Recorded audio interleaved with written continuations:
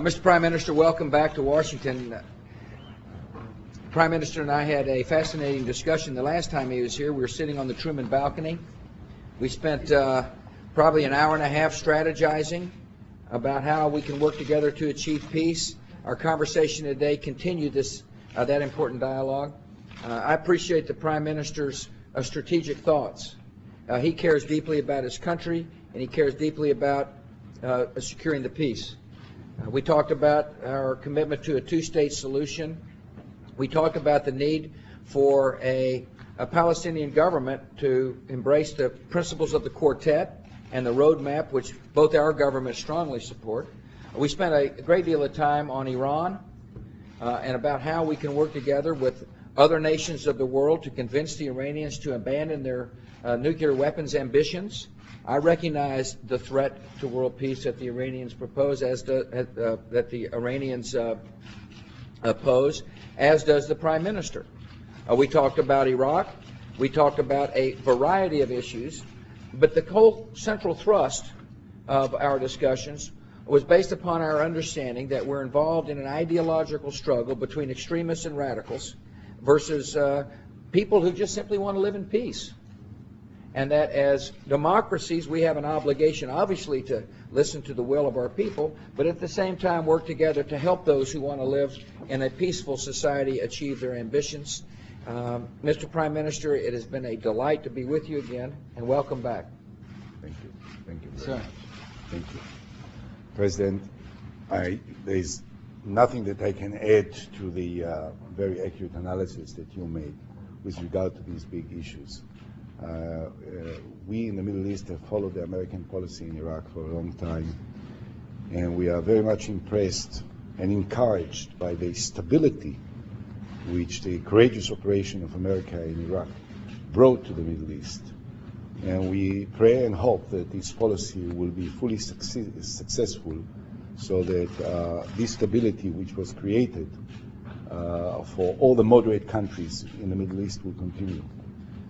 We shared thoughts about the Iranian threat. There is no question that the Iranian threat is not just a threat for Israel, but for the whole world. The fanaticism and the extremism of the Iranian government, and the fact that a leader of a nation such as Iran can threaten the very existence of another nation as he does towards the state of Israel is not something that we can tolerate or will ever tolerate, and certainly not when we know that he is trying to possess nuclear weapons. And I'm very encouraged by our discussion and thoughts that we have exchanged about what needs to be done, Mr. President. Finally, I say time and again in different occasions that we want to open a serious dialogue with the chairman of the Palestinian Authority. And I will make every possible effort that to help the Abu Mazen to get into such a dialogue with us. Indeed, we hope that the new government will be established soon on the basis of the quartets and the roadmap, and that will allow an immediate contact between him and me that I'm sure will lead into a serious negotiating process. And again, Mr. President, it's always a great joy to be your guest, and I always thank you for your friendship, the personal friendship, and even more important, the friendship to the State of Israel. Thank you, sir. Thank you. I will answer two questions aside. Tom? Mr. President, the incoming Senate Democratic leaders have called for a phased withdrawal of troops from Iraq. You met this morning with the Baker Commission. Would you accept any solution that included a timetable, and what options did you discuss this morning with the Baker Commission? Tom, I'm not going to prejudge the Baker Commission's report. I was pleased to meet with them. I was impressed by the quality of their membership.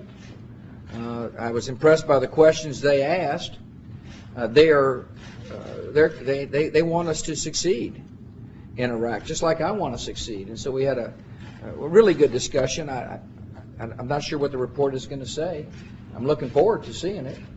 I believe this. I believe that it's important for us to succeed in Iraq, not only for our security, but for the security of the Middle East. and that I'm looking forward to interesting ideas. In the meantime, General Pete Pace is leading investigations within the Pentagon as to how to reach our goal, which is success, a government which can sustain, govern, and defend itself, and will serve as an ally in this war on terror. I believe it is very important, though, for people making suggestions to recognize that the best military options depend upon the conditions on the ground. And so it's an interesting period here in Washington, Mr. Prime Minister. You might realize the opposition party won the Senate and the House. And what's interesting is that they're beginning to understand that with victory comes responsibilities. And I'm looking forward to working with the Democrats to achieve common objectives. Nahum. Mr. President, do you see any change in the administration position regarding Syria? Do you support resumption of Israeli-Syrian negotiations? And the same question to the Prime Minister, if I may. In the past, you rejected the resumption of the Syrian-Israeli negotiations under one of the reasons was the rejection of the American administration regarding the policies of Syria. Do you see now, after you discuss this matter with the President, any change in your position regarding Syria? My answer to your question is Prime Minister Olmert knows how to run his own foreign policy, and he can figure out his policy. He can figure out his policy towards. My policy towards Syria is this: that we expect the Syrians to be one, out of Lebanon, so that the Lebanese democracy can exist. Two, not harboring extremists that create. That empower these radicals to stop the advance of democracies. Three, to help this young democracy in Iraq succeed. And the Syrian president knows my position.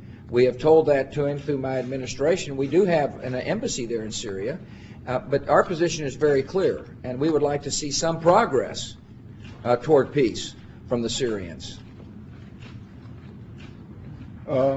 I share the same opinion with President Bush. We are not against negotiations with Syria.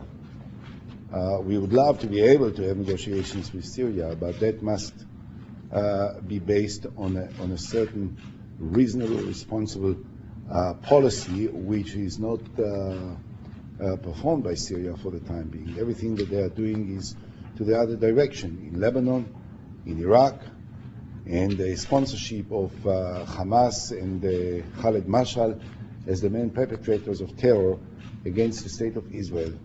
With some changes in the in the Syrian attitude on these major issues, I hope that one day the conditions for contacts between them and us will be created. But to be honest, I don't think that at the present time they manifest any such attitude, and that makes it impossible.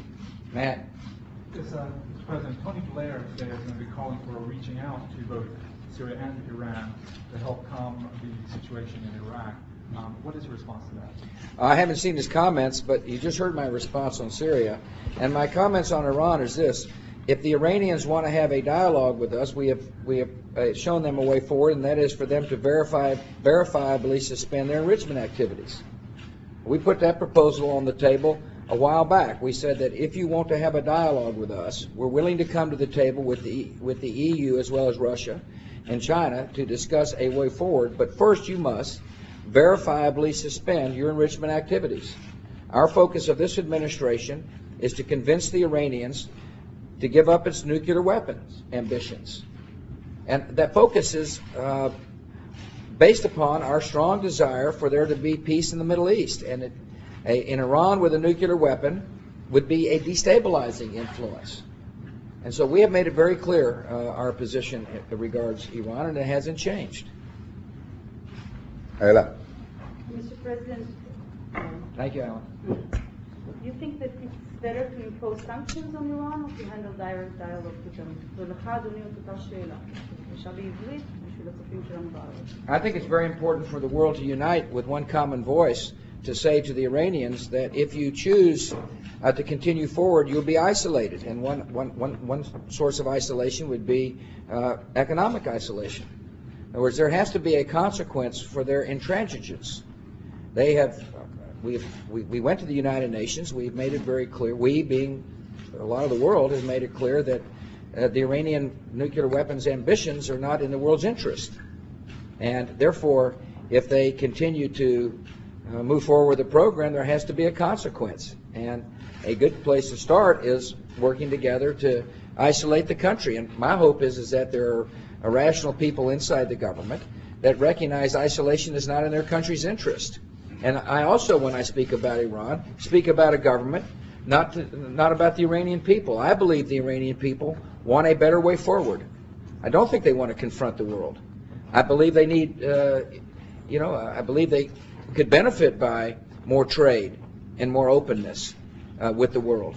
But their leaders have to make the decision, and the decision is abundantly clear to them. And and I say this in the interest of world peace, that if Iran has a nuclear weapon, it'll be incredibly destabilizing and obviously threatening to our strong ally. And so my attitude is, let's work in concert to convince the government that it's not just the Israeli voices speaking or the United States voices speaking, but there's a lot of other voices saying the exact same thing, and present them with a choice.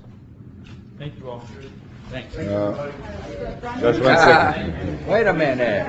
It seems a little unfair. Prime Minister. He's got a strong answer coming. I can feel it. She said it in Hebrew, and you can't blame him. He didn't understand the Hebrew part of the question. I'll answer in Hebrew for the Israeli broadcast. העמדה שאנחנו נוקטים בנושא האיראני היא שצריך לעשות כל מאמץ כדי לגרום לכך שהאיראנים לא יוכלו לחצות את הסף הטכנולוגי שיאפשר להם לאחר מכן לפתח נשק גרעיני. הייתה לי שיחה מאוד ארוכה עם הנשיא בנושא הזה, ויש בינינו הסכמה גמורה לגבי היעדים. הנקודה המרכזית היא, כפי שגם הוא אמר, שאיראן צריכה להבין שיהיו תוצאות לכך שהיא לא תסכים להגיע לפשרה, שתמנע את האפשרות של פיתוח נשק גרעיני. כמובן, השאלה היא, מה הם אותן תוצאות, מה הן אותן השלכות, באיזה אמצעים ינקטו. מטבע הדברים, אלה לא נושאים שאני צריך להרחיב עליהם. אני תומך לחלוטין במאמץ הכביר שעושה הנשיא כדי להגיע לכך שלא יהיה נשק גרעיני בידי איראן, ואני יכול להגיד שאני יוצא מאוד מעודד מהשיחה שקיימנו, שהייתה מטבע הדברים הרבה יותר מפורטת והרבה יותר ספציפית מאשר הדברים שאני רוצה ויכול לומר כאן. תודה רבה לכם. And again, I want to thank you, President Bush, for being so gracious to me and to the state of Israel. Sir, proud to have you here. Thank you all. Thank you all. Thanks.